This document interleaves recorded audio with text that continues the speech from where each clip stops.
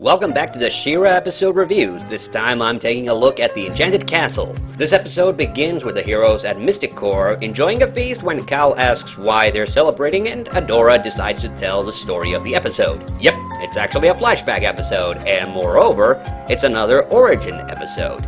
So the episode actually just begins with She-Ra foiling a random attack by Rattler and Tongue Lashor, two of the least interesting horsemen with the coolest names though. Then Adora and Bo head off through the forest of Mysticore. They stop to help an old lady who fell down a pit, don't know how she's still alive, and she warns them to leave the forest as soon as possible.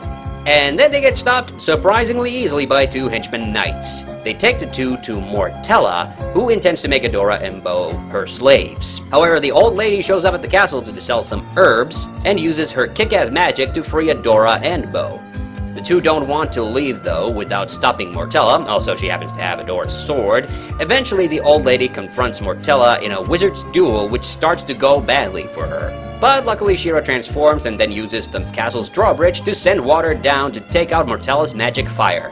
Yeah, I'm pretty sure physics don't work that way, but whatever. Well, apparently Mortella is a bit of a discount Granomir because putting out the magic fire not only takes away her magic, but also kills her.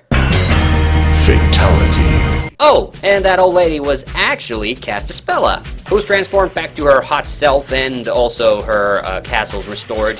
Yeah, this was Castaspella's origin episode. Didn't you realize that? Now, the Enchanted Castle is an interesting episode because it's part of a She-Ra tradition, which I like to call the impromptu origin story episode. Well, this one actually does start off with Adora telling the story, but there's actually no indication that Castaspella was the old lady to begin with. Though, weirdly, this kinda explains why she talks like that. Please, everyone, have your fill. There is plenty of food for all. I am Castaspella, true queen of Mysticore. I have to say, while the more serious She-Ra episodes are rarely my favorites, Enchanted Castle is actually so competently made, paced, and directed it really stands out. Not surprising though, since He-Man regular Marshall Moore was the episode director. I also quite like the one-off villainess Mortella. Now, she definitely looks like some weird hybrid of Queen Marlena and Evil Lynn, and that's enforced even more by the fact that Linda Gary is doing her voice. But one-off female villains were shockingly rare, even on She-Ra. The Horsemen had a lot of female commanders, sure, but just like He-Man, the one-offs tended to be male. And she can really kick ass with her magic, well, except when draped in tapestry, but that's really all cartoon villains, isn't it? Oh no, a cloth that is not even mildly tangled, but which takes me unrealistically long to pull off myself.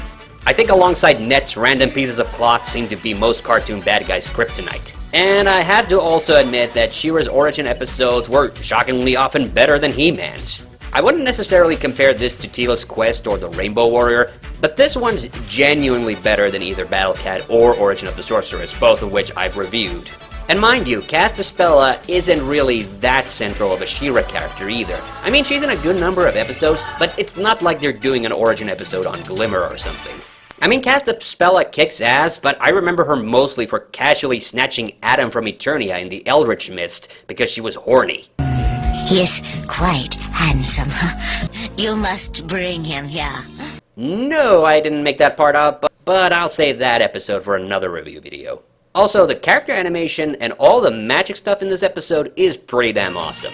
Sadly, Mysticore only features as a central location in a few episodes, but at least Filmation gave it a lot of focus in this origin episode at least. And it is definitely a welcome change of pace to have She-Ra fight someone other than the Horde for one episode. And that's the review.